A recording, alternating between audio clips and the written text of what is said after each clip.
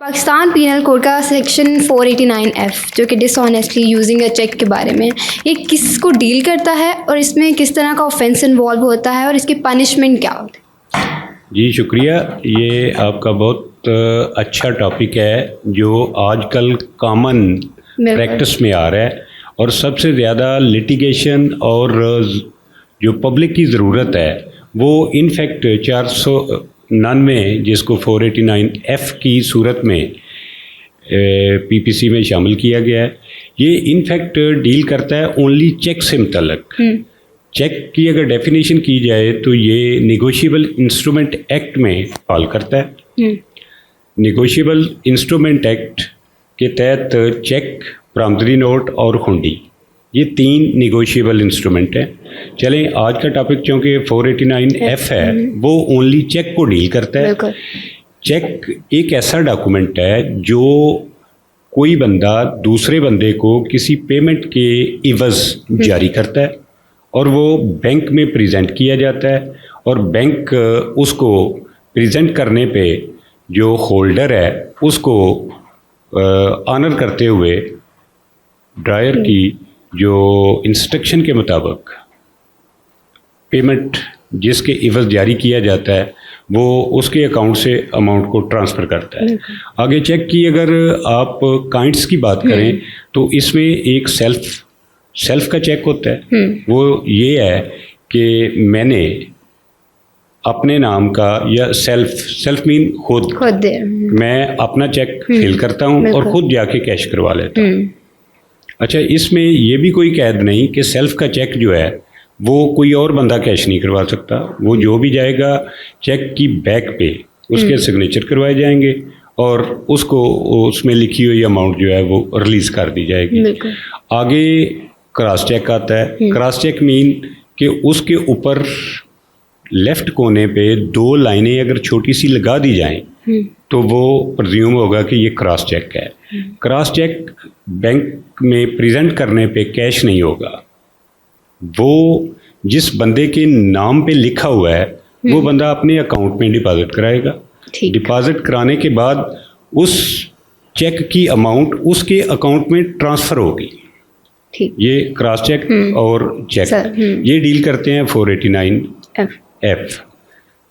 ये 489F fraudulently अगर कोई बंदा चेक जारी करता है जिसको उर्फ़े आम में हमारी प्रैक्टिस में रोज़मर्रा में जैली चेक कहते हैं। हालांकि जैली चेक एक और बात है, जैली नहीं होता। ये सिर्फ ये है कि उसमें आपके अकाउंट में अमाउंट नहीं है, आपका अकाउंट बंद हो चुका है, तो आपने वो चेक जारी कर दिया है, वो बंदा लेके जाता है।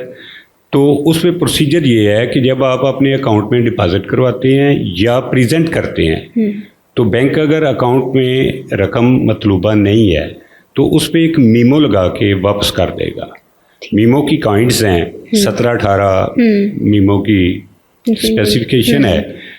वो उनमें से जिसमें फॉल करता होगा मोस्टली इनसफिशिएंट फंड की मीमो लगती है कि एक बंदे ने 1 करोड़ रुपए का चेक जारी किया है, उसके अकाउंट में जब वो प्रेजेंट किया जाता है तो 1 करोड़ से अगर 10 रुपए भी कम है तो वो इनसफिशिएंट फंड की मीमो लग जाएगी। तो ये है चेक और 489F। आगे इसका प्रोसीजर जो है वो कंप्लीट प्रोसीजर ये है कि जब पेश किया जाएगा तो उस पर मीमो लगती है। मीमो लगने के बाद इनसफिशिएंट फंड की अगर मीमो लग गई है या अगर लग जाती है सिग्नेचर डिफ़र की, मैं सिग्नेचर में थोड़ा सा कोई मसला आ जाता है तो वो फिर दोबारा उसके पास वापस भेजा जाएगा या जिसके नाम चेक है वो लेके जाएगा या बैंक रब्ता करके उससे करेगा कि आपके ये मामला है। तो वो अगर सिग्नेचर दोबारा कर देता है या कोई कटिंग आ जाती है, कोई मामूली सा ऐसे लगता है कि ये कोई फिगर तब्दील हुआ है तो वो दोबारा उसके पास भेजा जाएगा कि आप इसको वेरीफाई करें, इंडोर्समेंट दें, तो फिर वो कैश हो जाएगा। लेकिन अगर पैसे नहीं है अकाउंट में तो देन 489F वाली जो कंडीशन है उसमें फॉल करेगा। सर इसकी पनिशमेंट भी बता दें, जो अगर डिसऑनेस्टली यूज़ कर रहा है चेक, इसकी पनिशमेंट क्या होगी, और इसमें अगर फ़ाइन है तो वो कितना इम्पोज? अच्छा, इसमें पनिशमेंट जो है वो 3 ईयर है। चेक आपका 100 रुपये का है, फिर भी 3 ईयर पनिशमेंट है। चेक आपका 1 करोड़ रुपए का है, फिर भी पनिशमेंट आपकी 3 ईयर है। ठीक। उसमें कोई वो नहीं है। इसमें जो पनिशमेंट है 3 ईयर पनिशमेंट और फाइन और बोथ। और फ़ाइन सर कितना इम्पोज? नहीं, फाइन डिफाइन नहीं है। अच्छा। इसमें डिफाइन नहीं है, वो कोर्ट की डिस्क्रिशन पे है कि वो फ़ाइन कितना इम्पोज करते हैं। सर इसके साथ साथ मैं आपसे पूछना चाहूँगी कि सेक्शन 420 जो पाकिस्तान पीनल कोड का है वो भी इसी बारे में है, तो इन दोनों के अंदर बेसिक डिफरेंस क्या है वो आप हमें बता दें कि सेक्शन 420 और 489F में किस चीज़ का बेसिक डिफरेंस? अच्छा, ये बड़ा रेलिवेंट आपने क्वेश्चन किया है। 420 चीटिंग से मुतल्लक है। बिल्कुल। धोखाधड़ी कह लें, चीटिंग कह लें, बेसिकली चीटिंग है। अच्छा, ये 489F पाकिस्तान पीनल कोड में साल 2002 में अमेंडमेंट के ज़रिए शामिल किया गया है। इससे पहले ये शामिल नहीं था। चेक के फ्रॉडुलेंटली अगर कोई किया जाता है, जारी किया जाता है, जिसको उर्फ़े आम में जेली चेक बोला जाता है, वो अगर दिया जाता था तो 2002 से पहले वो डील होता था 420 के तहत। 420 जिसको उर्फ़े आम में कहते हैं कि ये 420 इसने की है, वो 420 के तहत वो डील होता था। अच्छा, मज़े की बात यह है कि 420 की 420 की पनिशमेंट 7 ईयर है। उसकी पनिशमेंट 7 ईयर है, 489F की 3 ईयर है। फ़र्क क्या है? 3 ईयर जो स्केड्यूल है CRPC में दिया गया, उसमें इसको नॉन बेलेबल डिक्लेयर किया गया है, और 420 जो है ये बेलेबल है। ये फ़र्क है। Bailable mean as a matter of right जो अक्यूज़ है उसको कोर्ट से बेल मिल जाती है। तो वो पहले दिन ही उसको बेल मिल जाती थी, तो ये समझा जाता था कि चेक वाला तो ये मजाक है।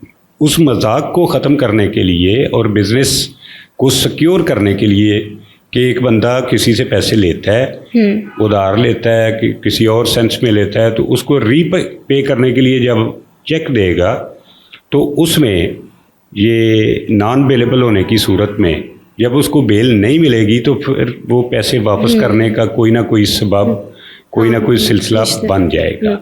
ये 420 और 489F में बेसिकली ये फ़र्क है कि वो नॉन बेलेबल है और 420 बेलेबल है। बाकी मामला तो वो ओवरऑल चीटिंग को डील करता है, ये ओनली चेक की चीटिंग को डील करता है। उसमें बाकी जितनी भी चीटिंग है वो सारी 420 में आएंगी।